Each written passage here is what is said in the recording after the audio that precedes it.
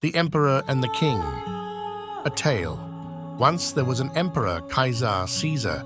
The emperor had no children, and there was also one king. The king also had no children. The emperor let himself wander the earth searching. Perhaps he would find some solution or treatment so that he would have children.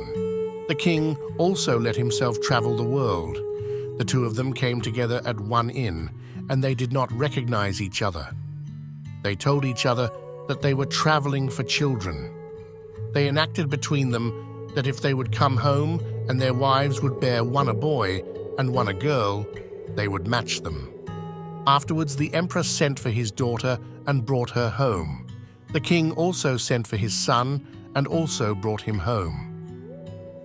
Matches were suggested for the emperor's daughter, but she was not interested in any match on account of the bond she had already made with the king's son.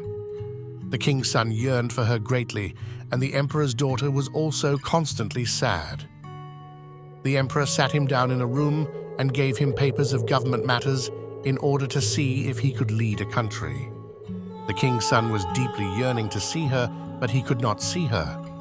Once time, while he was walking along a wall of mirror, he saw her and fainted. She came to him and roused him, and she told him that she does not want any other match because of the bond she already had with him. He said to her, "What can we do? Your father does not want it." She said, nevertheless, she would save herself just for him. Then they took counsel. They would let themselves go by sea. So they rented a ship and set out on the sea. They traveled on the sea. Afterwards, they wanted to come ashore, and they came ashore. There was a forest there, and they went into it. Meanwhile, she remembered that they had forgotten the ring there, so she sent him after the ring. He went seeking the ring from one place to another place until he got lost and was unable to return. She went looking for him, and she too got lost. She decided she would sit by the sea. She went to the shore of the sea, and there were fruit trees there. She settled there, and during the day she would go along the sea. Perhaps she would find some passers-by. The day came to pass when there was a big merchant, a very big merchant, who had commerce throughout the entire world, and he had an only son. And the merchant was now old. Once the son said to his father, "Being that you are already old, and I am still very young, and your trustees do not supervise me whatsoever, what will happen? You will die, and I will be left alone. I will not at all know what to do. So give me a ship with wares so that I can set out to sea in order to be experienced in commerce." The father gave him a ship with wares, and he went to countries and sold the wares and purchased other wares and was very successful.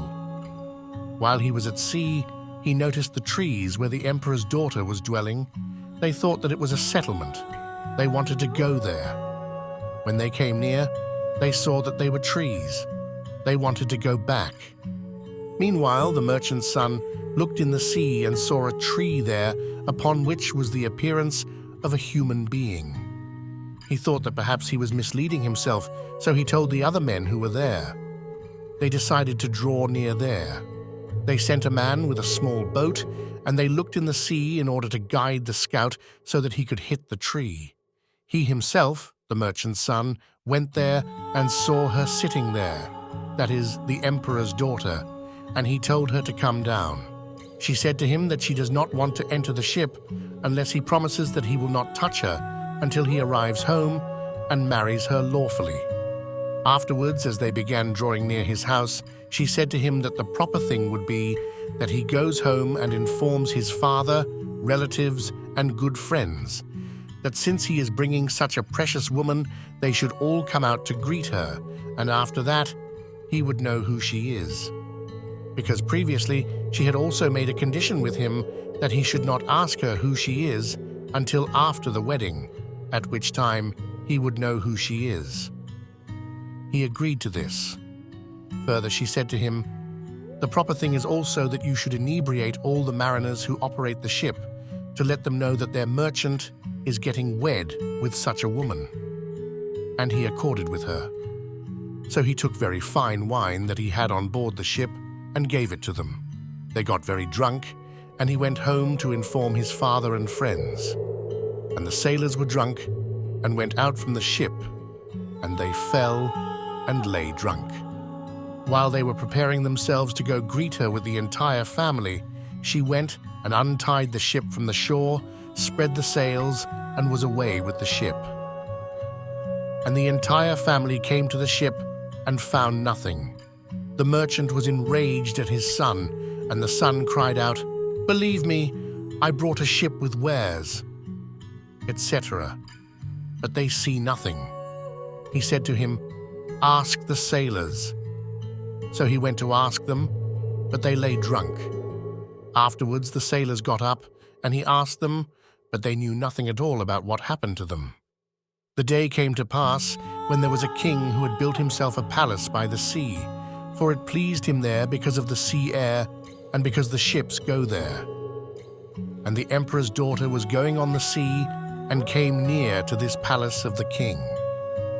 The king took a look, and he saw the ship going without a crew, and no one was there. When the emperor's daughter came to him, she told him to swear to her that he would not touch her until he legally marries her, and he swore to her. So the king wrote to all the countries to all come to the wedding, and he built a palace for her sake, and she commanded that they bring her 11 daughters of nobility to be with her. The king ordered, and they sent her 11 daughters of very high noblemen, and they built each one an individual palace, and she also had an individual palace. They would gather unto her, they would play musical instruments and play with her. Once she told them she would go with them on the sea. They went with her and were playing there. She told them she would honor them with good wine that she had. She went and unbound the ship, spread out the sails, and fled with the ship. The king and his people took a look and saw that the ship was not there, and they were very panicked. They decided, the king and his people, to send her an elderly noblewoman at night to tell her. They came to her room and also found nobody, and they were very terrified. And the emperor's daughter who had fled was faring with the ship. Later, the young noblewomen awoke and began to play with her again as before, for they were not aware that the ship had already departed from the shore. Afterwards, there arose a storm wind, and they said, "Let's go back home." She informed them that the ship had already long left from the shore. They were faring on the sea, the emperor's daughter with the 11 noblewomen, and were playing musical instruments, and they came across a palace. The daughters of nobility said to her, "Let's approach the palace." But she did not want to.